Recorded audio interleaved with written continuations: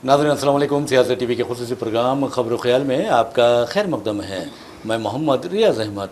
नाज़रीन, आप अच्छी तरह जानते हैं कि मेरे साथी से सज्जाद उल हसैन भी आपको बता दूं कि हर रोज़ मेरे साथ आपके सामने हाजिर होते हैं और खबर ख्याल में पेश होते हैं, और आपको दुनिया के साथ साथ आप देखेंगे कि मुख्तलिफ़ इलाक़ों में ख़ास तौर पर हमारे मुल्क में क्या हो रहा है उनके उस बारे में वाकिफ़ करवाते हैं। तो बहरहाल नाज़रीन, आप अच्छी तरह ये भी जानते हैं कि हम अपने प्रोग्राम का आगाज़, चाहे वो ब्रेकिंग न्यूज़ हो, ख़ास खबरें हों या फिर खबर ख्याल हो, उसका आगाज़ प्यारे नबी सल्लल्लाहु अलैहि वसल्लम की एक हदीस मुबारक से करते हैं। और आपको ये भी अच्छी तरह मालूम है कि रोज़ाना सियासत जो है हर रोज़ अपने सफ़े आखिर पर एक हदीस मुबारक शाये करता है, जिसका मकसद अवाम की रहनुमाई होता है। और हमने एक सिलसिला शुरू किया है कि आपको चाँद की तारीख से भी वाकिफ़ करवाते हैं। आज 25 मुहर्रम उल हराम 1448 हिजरी है। तो बहरहाल नाज़रीन, हम हदीस की तरफ चलते हैं और प्यारे नबी सल्लल्लाहु अलैहि वसल्लम की हदीस मुबारक आपको सुनाते हैं।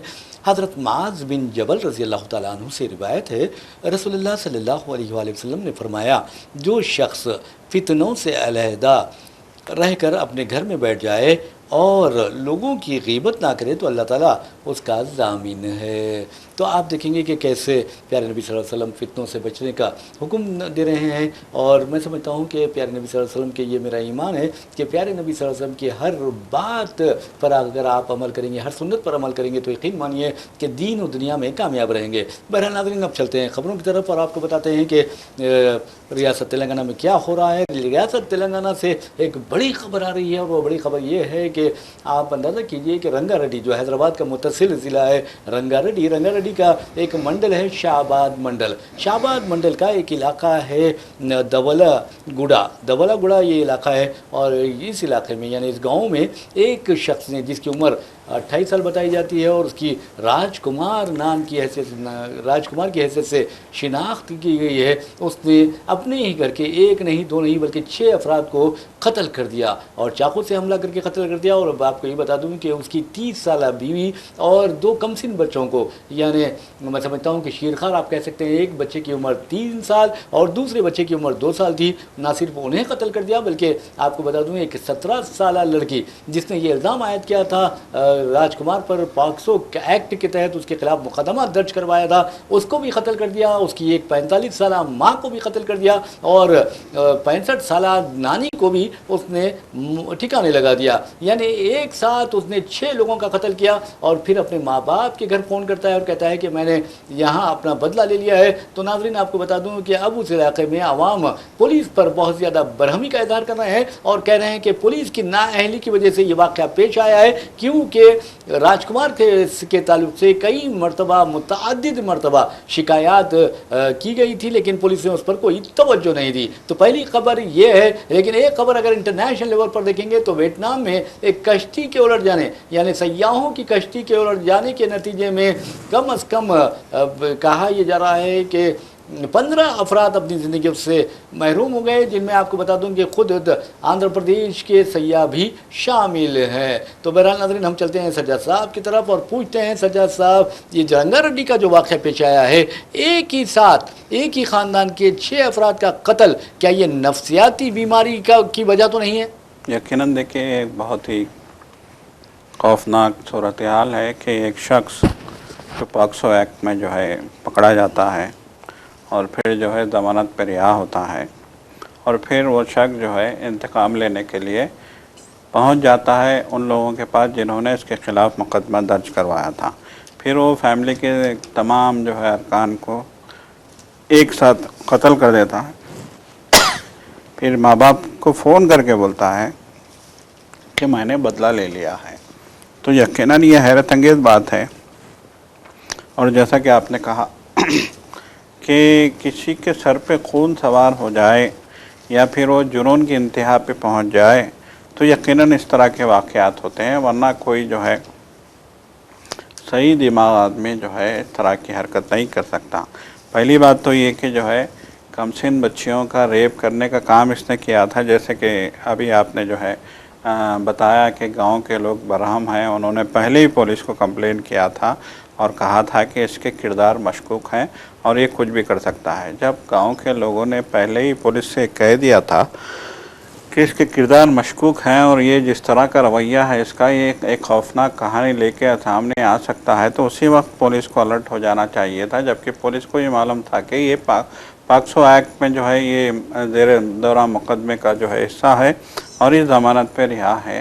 تو یقیناً اگر پولیس جو ہے گاؤں والوں کی کمپلین پہ توجہ نہیں دیتی ہے تو اس میں پولیس بھی برابر کے ذمہ دار ہوگی۔ اگر پولیس نے وقت سے پہلے کارروائی کی ہوتی تو شاید آج ہمیں اتنے بھیانک خبر سننے کو نہیں ملتی۔ جی ہاں جی ایک شخص کا جو ہے ایک ہی گھر کے 6 لوگوں کو ہلاک کر دینا، قتل کر دینا، حملہ کر کے مار دینا، تیز دھار آرے سے قتل کر دینا، یہ ایک بہت ہی جو ہے خوفناک، دل کو دہلا دینے والا، ہلا دینے والا واقعہ، اور یقیناً اس واقعے نے پورے گاؤں کو خوف و دہشت میں جو ہے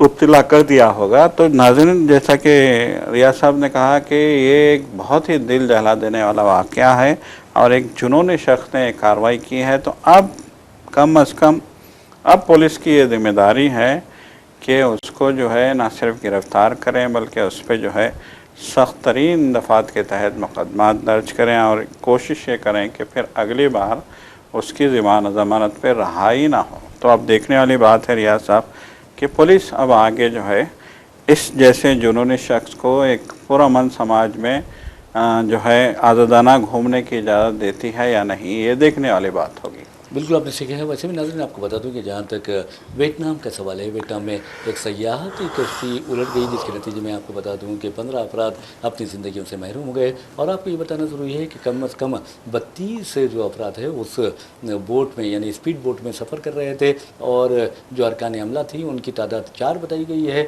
اور ان 32 افراد میں سے آپ اندازہ کر سکتے ہیں کہ 17 افراد کا تعلق تامل ناڈو سے اور 5 افراد کا تعلق ہمارے پڑوسی ریاست آندھرا پردیش سے تھا۔ تو بہرحال یہ کہا جا رہا ہے کہ آندھرا پردیش کے 3 لوگ تو محفوظ رہے ہیں، 2 لوگ محفوظ رہے ہیں۔ اب دیکھنا یہ ہے کہ اس میں کتنے لوگ، یعنی 17 میں سے یہ جو تامل ناڈو کے جو 17 لوگ ہیں اس میں سے کتنے لوگ ہلاک ہوئے ہیں وہ بھی معلوم ہو جائے گا۔ اور ویسے بھی آپ کو بتا دوں کہ جہاں تک ویتنام میں ہندوستانی سفارت خانہ ہے اس نے ایک ہیلپ لائن بھی قائم کی ہے۔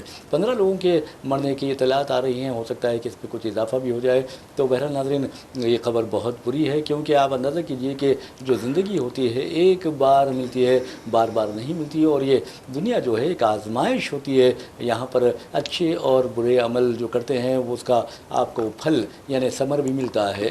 یعنی اگر اچھے اعمال کریں گے تو یقین مانیے کہ آپ کے آخرت بھی بہتر ہوگی، اگر آپ اچھے اعمال نہیں کریں گے اور دنیا کے لیے تکلیف کا باعث بنیں گے، لوگوں کے لیے تکلیف کا باعث بنیں گے، تو پھر آپ کی آخرت بگڑ جائے گی۔ ویسے بھی ناظرین ہمارے جو حکمراں ہیں، خاص طور پر جو یعنی ذمہ دار لوگ ہوتے ہیں یا امیر ہوتے ہیں، ان کا یہ فرض بنتا ہے کہ وہ یہ سوچے کہ وہ کس طرح کے اعمال کر رہے ہیں۔ تو یہ ایک واقعہ ہے، اور ہم آپ کو لیے چلتے ہیں ایران اور امریکہ کی طرف۔ آپ اچھی طرح جانتے ہیں کہ امریکی صدر ڈونلڈ ٹرمپ کے بارے میں یہ کہا جاتا ہے کہ وہ عجیب و غریب باتیں کرتے ہیں، ایسی باتیں کرتے ہیں۔ آپ دیکھیں گے کہ صبح جو ان کا لہجہ ہوتا ہے وہ دوپہر میں بدل جاتا ہے، دوپہر میں جو بات کرتے ہیں وہ موقف جو ہے ان کا رات میں بدل جاتا ہے۔ تو اس سلسلے میں کئی لوگوں نے ان کے ذہنی حالت پر بھی شکوک و شبہات کا اظہار کیا تھا، لیکن حالیہ عرصے کے دوران ان کا جو میڈیکل کیا گیا اس میں انہوں نے خود دعویٰ کیا کہ مجھے 100% فٹ قرار دیا گیا، لیکن اس کے باوجود بھی ہو سکتا ہے کہ جو میڈیکل ٹیسٹ ہوتے ہیں سجاد صاحب اس میں غلطیاں بھی ہوتی ہیں۔ اب دیکھیے کہ ہمارے ڈونلڈ ٹرمپ جس انداز میں کہتے ہیں کہ ایران مجھے قتل کرنے کی سازش کر رہا ہے، کیونکہ امریکی انٹیلیجنس ایجنسیوں نے کہا ہے کہ ایران میرے جان کے پیچھے پڑا ہوا ہے۔ انہوں کا یہ بھی کہنا ہے کہ اگر ایران مجھے قتل کرتا ہے تو پھر امریکہ ایران کی اینٹ سے اینٹ بجا دے گا، ایران کو تباہ و برباد کر کے رکھ دے گا، اس طرح کی بات وہ کہتے ہیں۔ اب سوال یہ پیدا ہوتا ہے کہ اگر ان کا قتل کی سازش ہو رہی ہے تو یہ اس قدر پریشان ہو گئے ہیں اور یہ کہہ رہے ہیں کہ اگر مجھے کچھ ہوتا ہے، میرا قتل ہوتا ہے تو امریکہ ایران کو تباہ کر کے رکھ دے گا۔ 1000 میزائل جو ہے ایران پر نشانہ سادھے ہوئے ہیں اور 1000 میزائل بالکل تیار ہیں، اس طرح کی یہ باتیں کر رہے ہیں۔ تو سوال یہ پیدا ہوتا ہے کہ ایران ایران کے شہید سپریم لیڈر آیت اللہ علی خامنائی کو کس نے قتل کیا؟ امریکہ نے قتل کیا، اسرائیل نے قتل کیا، اور یہ 28 فروری کو جنگ کا پہلا دن تھا، انہوں نے حملہ بنایا، حملہ کیا، اور پھر آپ کو بتا دوں کہ اس میں مجتبیٰ خامنائی جو موجودہ جو سپریم لیڈر ہیں ان کی اہلیہ شامل ہے، یہاں تک کہ ان کی ایک 14 ماہ کی بیٹی تک شامل ہے۔ اب ان کے قاتلوں کو امریکہ یعنی امریکہ کیا سمجھتا ہے کہ ان کے قاتلوں کو سزا نہیں دی جانی چاہیے؟ کیا ان کے قاتلوں کے ملک کو صفحہ ہستی سے نہیں مٹانا چاہیے جو جس طرح ڈونلڈ ٹرمپ کہہ رہے ہیں؟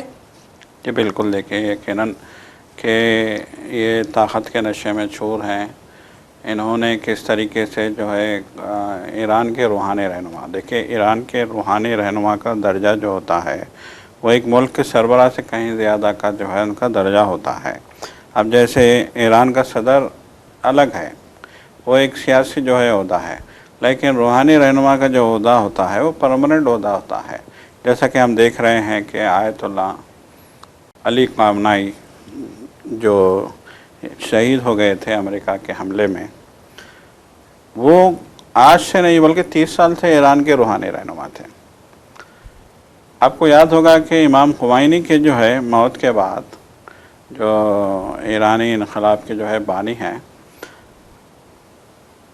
ان کی امام خمینی کی موت کے بعد سے ہی روحانی رہنما علی خامنائی جو ہے ایران کے روحانی رہنما کی حیثیت سے، ان کے جانشین کی حیثیت سے وہاں پہ جو ہے اپنا کام کرتے رہے ہیں، بلکہ انہوں نے آخری سانس تک انہوں نے جو ہے کام کیا۔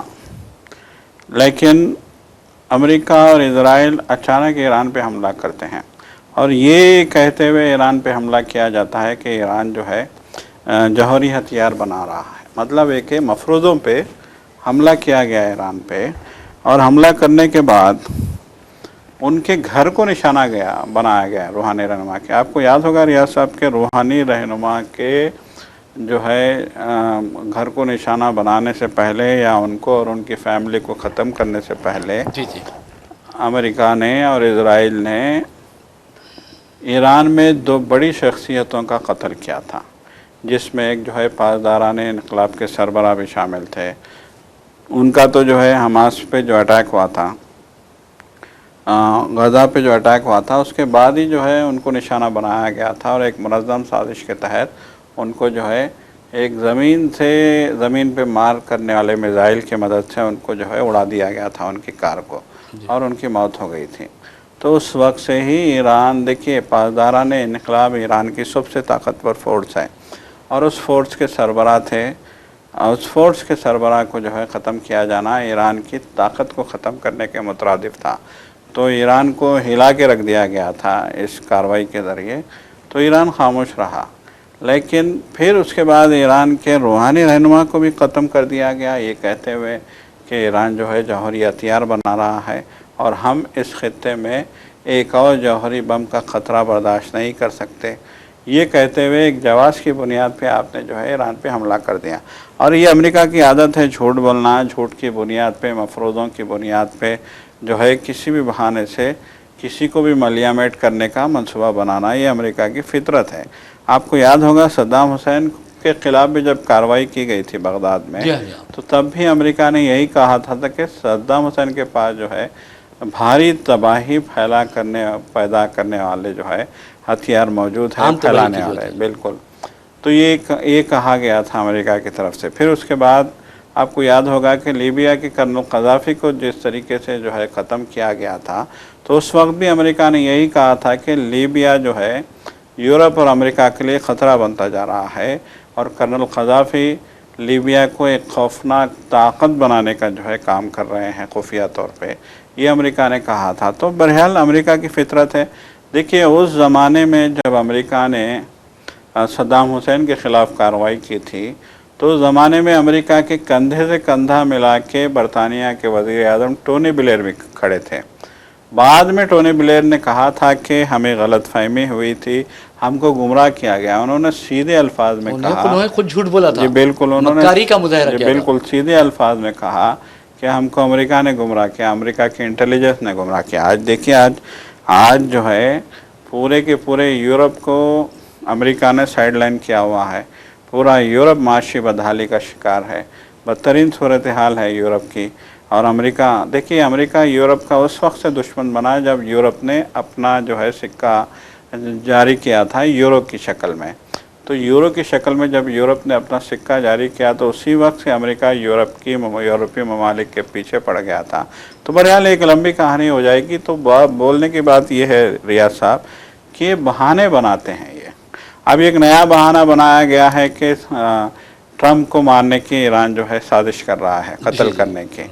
یقیناً ٹرمپ کو قتل کیا جا سکتا ہے، لیکن یہ ایران کی طرف سے نہیں بلکہ اسرائیل کی طرف سے قتل کیا جا سکتا ہے. اور انٹیلیجنس بھی اسرائیل ہی کی انٹیلیجنس نے شاید ٹرمپ کو گمراہ کیا ہوگا کہ اسرائیل کو یہ لگ رہا ہے کہ اگر ٹرمپ اس طرح سے جنگ بندی کرتے رہے ایران کے خلاف تو پھر جو ہے اسرائیل کے لیے خطرات پیدا ہوں گے. تو اور پھر نیتن یاہو کا بھی جو ہے پھر سے دوبارہ سے وزیر اعظم بننا ناممکن ہو جائے گا. جیسا کہ دنیا جانتی ہے کہ جو ہے نیتن یاہو ستمبر میں الیکشن لڑنے جا رہے ہیں تو ان کا بھی کباڑہ ہو سکتا ہے. تو اب نیتن یاہو نہیں چاہیں گے، وہ کسی بھی قیمت پہ اقتدار میں برقرار رہنا چاہیں گے اور اس کے لیے وہ کسی بھی حد تک جا سکتے ہیں. اور یقیناً اسرائیل ٹرمپ کو بھی قتل کر سکتا ہے، اس بات سے انکار نہیں کیا جا سکتا. لیکن بہت ہی جو ہے منظم طریقے سے، بہت ہی چابک دستی کے ساتھ، بہت ہی شاطرانہ چال چلتے ہوئے یہ کہہ دیا گیا کہ ایران ٹرمپ کو قتل کرنا چاہ رہا ہے. دیکھیے، ایران اگر قتل کرنے کی اتنی ہی طاقت ہوتی ایران کی، اتنا ہی اس کے پاس جو ہے وسعت ہوتی اپنی عسکری طاقت کی، تو اس نے پاسداران انقلاب کے سربراہ کا بدلہ جبھی لے لیا ہوتا. نہیں دیکھیے، اب 100 دن 114 دن 115 دن تک جنگ چلی ہے. اس وقت ایران اگر اس کے پاس صلاحیت ہوتی تو امریکہ پر حملہ کر سکتا تھا. صرف آپ دیکھیں گے کہ ایران کس پر حملہ کر رہا ہے؟ مشرق اوسط کے ممالک پر حملہ کر رہا ہے، جہاں پر امریکی جو اڈے موجود ہیں، اس کے مفادات موجود ہیں، وہاں پر حملہ کر رہا ہے. اب یہ جو انٹیلیجنس ہے، جو اطلاعات آ رہی ہیں، آپ اندازہ کیجئے، خود کئی اخبارات نے، انگریزی اخبارات نے، کئی بیرونی اخبارات نے، خود امریکی اخبارات نے اور میڈیا نے واضح طور پر کہا ہے، یعنی پینٹاگون کے جو عہدیداروں کے حوالے سے، ایون ایف بی آئی کے حوالے سے، سی آئی اے کے حوالے سے، کہ اسرائیل پر بھروسہ نہیں کیا جا سکتا اور اسرائیل یہی چاہتا ہے کہ امریکہ اس کا ہمیشہ ساتھ دے، ناجائز ساتھ دے. اس طرح کی رپورٹس گئی ہیں. اور آپ اندازہ کیجئے کہ آج یہ اگر امریکی صدر ڈونلڈ ٹرمپ کہہ رہے ہیں کہ اگر مجھے مارا گیا تو ایران کو تباہ و برباد کر دیا جائے گا، تو اس کا فائدہ اسرائیل کو ہوگا. اور اسرائیل ہو سکتا ہے موساد ہے، شین بیت ہے اور کئی ایجنسیاں ہیں اسرائیل کی خفیہ ایجنسیاں جو امریکہ میں سرگرم ہیں، ہو سکتا ہے ان کے کسی گولی کا نشانہ ٹرمپ بن سکتے ہیں. اور اس کا جو پورا جو وہ ہے یعنی وبال ہے، وہ ایران پر ڈالا جا سکتا ہے. بالکل. دیکھیے، قطعی یہ نہیں چاہے گا کہ اسرائیل قطعی یہ نہیں چاہے گا کہ ایران کے ساتھ امن معاہدہ ہو. جی. تو اب اس امن معاہدے کو سبوتاج کرنے کے لیے اس نے بہت سارے کام کر لیے. ایون آج بات چیت بھی ہوئی ہے، ٹیلی فونک کنورسیشن ہوئے ہیں between Mister Trump and Mister Netanyahu. جی بالکل. دیکھیے، ساری کوششیں اس نے کر لی ہیں. اس نے غزہ پہ بھی حملہ کر کے دیکھ لیا، اس نے لبنان پہ بھی حملہ کر کے دیکھ لیا، اس نے سب کچھ کر کے دیکھ لیا. لیکن ایسا معلوم ہوتا ہے کہ اب ٹرمپ جو ہے اس جھنجٹ سے باہر نکلنا چاہتے ہیں، کیونکہ امریکہ میں بھی ان کے خلاف لیدیاں ہو رہی ہیں. اور امریکہ میں تو آپ کو جیسا کہ معلوم ہے کہ امریکہ کی سینیٹ نے بھی جو ہے ان کی مذمت کی ہے. امریکہ کا جو ہے جو ایوان نمائندگان ہے، اس نے بھی جو ہے بہت ان کی مذمت کی ہے اور کہا ہے کہ غیر ضروری دوسروں پہ جنگیں مسلط کرنے کے بجائے آپ ملک کی معاشی حالت پہ توجہ دیں، ملک کے حالات پہ توجہ دیں. یہ سرزنش کی گئی ہے.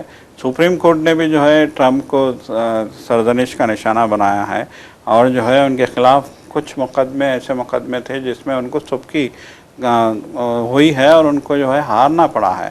تو دیکھیے، ٹرمپ نے جو امریکہ میں فیصلے کیے تھے، بہت سارے فیصلے امریکہ میں کیے تھے، وہ سارے فیصلے الٹے جا رہے ہیں سپریم کورٹ کی طرف سے. تو ان کو خود امریکہ میں جو ہے امریکہ کے عوام کی طرف سے غیظ و غضب کا سامنا ہے.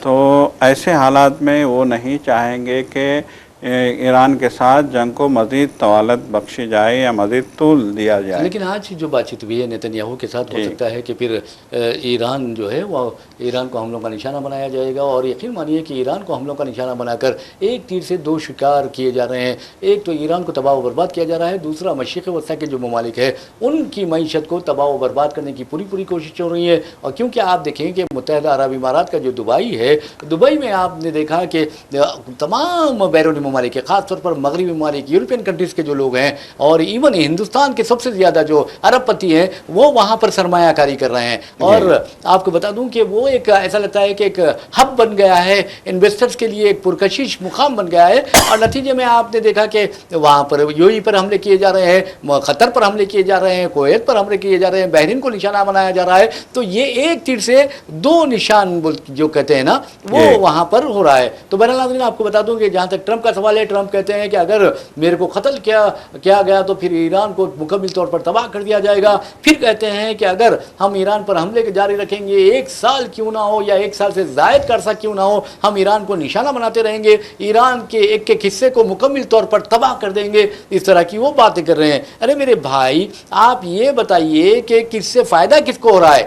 عالمی معیشت تباہ ہو کر رہ گئی سجاد صاحب، اور آپ دیکھیں گے کہ تیل اور گیس، قدرتی گیس ہے تو اس کی قلت پیدا ہونے کے نتیجے میں قیمتوں میں زبردست اضافہ ہوا ہے۔ اس کے لیے کون ذمہ دار ہے؟ نیتن یاہو ذمہ دار ہے یا ڈونلڈ ٹرمپ ذمہ دار ہے؟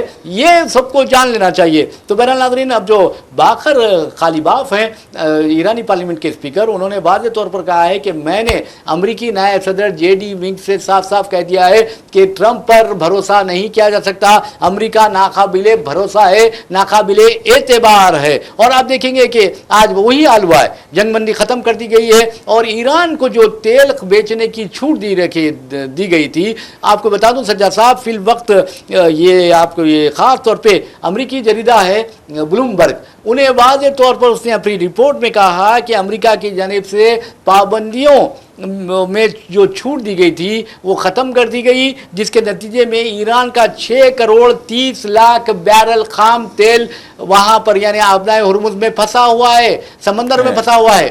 جی بالکل، دیکھیے ایک طریقے سے ہم یہ کہہ سکتے ہیں کہ پوری دنیا کی معیشت کو تباہ کیا جا رہا ہے آبنائے ہرمز کا جو معاملہ جو ہے پیچیدہ کر کے۔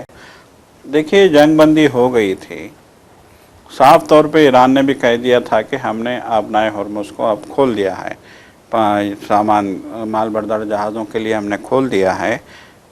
جب یہ فیصلہ ہو گیا تھا اور پھر راستہ کھول دیا گیا تھا، تو پھر اچانک ٹرمپ نے کہا کہ نہیں، ہمارے جہاز وہاں پہ جو ہے نگرانی کریں گے، آبنائے ہرمز کی نگرانی کریں گے، ہم دیکھیں گے کہ کون سا جہاز کیا لے کے جا رہا ہے۔ تو اس طریقے سے ایک نئی شرنگیزی شروع کر دی تھی امریکہ نے، کہا تھا کہ ہمارے بحری جہاز وہاں پہ تعینات رہیں گے، ہم نگاہ رکھیں گے کہ کون کیا لے جا رہا ہے۔ دیکھیے ایران سے جیسا کہ سبھی جانتے ہیں کہ 80% تیل کی جو ریکوائرمنٹ ہے چین کی، وہ ایران سے پوری کرتا ہے، اور ایران سے تیل کا جہاز جو ہے اسی آبنائے ہرمز کے راستے سے چین پہنچتے ہیں۔ اب اگر امریکہ چین جانے والے جہاز ایران کے روک لے گا تو پھر ایک معنوں میں اس نے جو ہے ایک نئی پیچیدگی سے ایران کو دوچار کر دیا۔ تو بہرحال جو کچھ بھی ہو، امریکہ اب بھی بار بار یہ کہہ رہا ہے کہ آبنائے ہرمز پہ ایران کی بالادستی قبول نہیں کی جائے گی، ہم ایران کے ساتھ اس آبی گزرگاہ کی جو ہے نگرانی کریں گے، اور امریکہ یہ بھی کہہ رہا ہے کہ اس آبی گزرگاہ میں ہم ایک جو ہے ٹول پوائنٹ بنائیں گے، اور اس سے جو بھی آمدنی ہوگی اس میں ہمارا بھی حصہ ہوگا۔ تو اب اس طریقے سے آپ دادا گیری کریں گے۔ آپ کدھر ہے کدھر؟ جی بالکل، آپ کا فاصلہ دیکھیے آبنائے ہرمز سے۔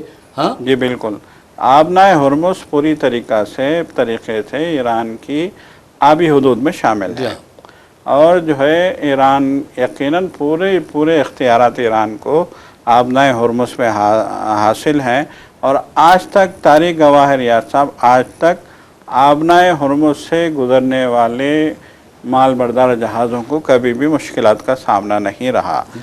لیکن جب امریکہ نے ایران کی جو ہے سالمیت کے لیے خطرہ بن گیا، اس نے ایران پہ حملے شروع کر دیے، ایران کی تنصیبات کو اس نے نشانہ بنانا شروع کر دیا، ایران کے جوہری پلانٹوں کو اس نے نشانہ بنایا، تو پھر ایران کے لیے بھی یہ لازمی ہو گیا تھا کہ وہ اپنی حفاظت کے لیے اپنے طور پہ جو بھی حکمت عملی وہ سمجھتا ہے وہ اختیار کرے. تو اسی حکمت عملی کا نتیجہ تھا کہ اس نے آبنائے ہرمز سے جانے والے جہازوں کو روک لیا تھا، کیونکہ یہ ساری دنیا جانتی ہے کہ آبنائے ہرمز سے صرف جو ہے ہندوستان یا چین جہاز نہیں جاتے، آبنائے ہرمز سے جہاز امریکہ بھی جاتے ہیں، بالکل بالکل، یورپ بھی جاتے ہیں، وہاں سے جہاز سارا فرٹیلائزر اور سارا تیل قطر سے، سعودی عرب سے جو جاتا ہے وہ امریکہ جاتا ہے. تو ظاہری بات ہے ان کی بھی کمر توڑی گئی ہے یہاں پہ آبنائے ہرمز کو بند کر کے. اور یہ چیز جو ہے صرف امریکہ یا ایران کا معاملہ نہیں ہے، پوری دنیا کی معیشت کو متزلزل کرنے کا یہ باعث بن رہا ہے. تو ایسے میں اگر جو ہے ٹرمپ ایک نیا بہانہ ڈھونڈتے ہیں کہ میرا قتل کرنے کی سازش ہو رہی ہے اور میں تہس نہس کر دوں گا، تو یقیناً بیوقوفی میں اس کا شمار ہوتا ہے. بہرحال ناظرین، ایک اور خبر کی جانب چلتے ہیں اور آپ کو بتاتے ہیں کہ ساری دنیا میں خاص طور پر آپ دیکھیں گے کہ کس طرح کے واقعات پیش آتے ہیں. خاص طور پر یورپ میں، مغربی ممالک میں اگر آپ دیکھیں گے تو عجیب و غریب شادیاں انجام پاتی ہیں. مثال کے طور پر آپ دیکھیں گے کہ مرد مرد سے شادی کر رہا ہے، وہاں پر خاتون خاتون سے یعنی عورت عورت سے شادی کر رہی ہے. اور حد تو یہ ہے کہ آپ دیکھیں گے خود ہمارے ملک کی اگر مثال دیتے ہیں تو ہمارے ملک میں توہم پرستی کا حال یہ ہے کہ کتوں سے لڑکیوں کی شادیاں کر دی جاتی ہیں، پھر بعد میں مرد سے شادی ہوتی ہے. اسی طرح آپ دیکھیں گے کہ درختوں سے تک شادیاں ہوتی ہیں اور عجیب و غریب حرکتیں ہوتی ہیں. لیکن اب آپ کو بتا دوں کہ دنیا میں ایک نیا رواج ہے، کیونکہ یہ آئی ٹی یعنی انفارمیشن ٹیکنالوجی اور اے آئی یعنی آرٹیفیشل انٹیلیجنس کا دور ہے. تو ایسے میں یہاں اب شادیاں ہو رہی ہیں، روبوٹس کے درمیان شادیاں ہونے لگی ہیں. آپ کو یہ بتا دوں کہ روس کے ماسکو میں فرسٹ روبوٹ ویڈنگ انجام پائی ہے، یعنی پہلی روبوٹس کے درمیان پہلی شادی انجام پائی ہے. یعنی ہیومنائڈ روبوٹس ہیں، ایک کا نام ہے رابرٹ اور دوسرے کا نام ہے میلنڈا. رابرٹ اور میلنڈا یہ دو اے آئی پاورڈ روبوٹس ہیں سجاد صاحب. ان کی شادی انجام پائی بہت یعنی شاندار پیمانے پر، اور پاسکن لائبریری میں کئی لوگوں نے اس شادی کا مشاہدہ کیا. تو یہ جو چیزیں ہیں بہت ہی میں سمجھتا ہوں کہ ایک عجیب و غریب حالات دنیا کے ہو رہے ہیں. لیکن سجاد صاحب میں تو سمجھتا ہوں اس سے زیادہ خبر اہمیت رکھتی ہے تلنگانہ میں ایس آئی آر کی. تلنگانہ میں ایس آئی آر کے بارے میں سجاد صاحب آپ کو بتا دوں کہ chief electoral officer Sudarshan ready نے واضح طور پر کہا ہے کہ الیکشن کمیشن آف انڈیا نے کم از کم 89 لاکھ ووٹروں کو نوٹس بھیجنے کا فیصلہ کیا ہے، کیونکہ ان کے ناموں میں غلطیاں پائی گئی ہیں. جبکہ آپ تیلگو لسٹ دیکھیں گے تو ناموں میں غلطیاں نہیں ہیں، بالکل صحیح ہے. جبکہ انگریزی ناموں میں غلطیاں پائی جاتی ہیں. تو سوال یہ پیدا ہوتا ہے، اور ایک اہم بات یہ بھی بتائی گئی ہے کہ اگر ایک ووٹر کے 2 مقامات پر ووٹ ہوں گے تو انہیں 1 سال کی سزا ہو سکتی ہے. لیکن ہم نے ڈی ایس سی سسٹم استعمال کیا ہے جس کے ساتھ ہی 2 میں سے 1 نام حذف ہو جاتا ہے. بہت اچھی بات ہے. 1 سال کی سزا کی آپ بات کر رہے ہیں، تو ان لوگوں کو کیا سزا دیں گے؟ الیکشن کمیشن آف انڈیا کو سزا دیں گے یا کس کو سزا دیں گے جو ناموں میں غلطیوں کا ارتکاب کیے ہیں؟ بالکل، دیکھیں ایک ووٹر ہے، اس کے پاس آتا ہے الیکشن کمیشن ہی کا آدمی آتا ہے، یا پھر آپ جو ہے دیکھیے ابھی تو آن لائن ہو گیا ہے، ووٹر کا معاملہ آن لائن ہو گیا ہے. لیکن ماضی میں کیا تھا؟ ماضی میں لوگ آتے تھے آپ کے گھر پہ اور آپ کا نام نمبر وغیرہ لکھ کے، گھر کا نمبر، نام، آپ کے کتنے لوگ ہیں، ان کی ایج کیا ہے، یہ سارا لکھ کے جاتے تھے.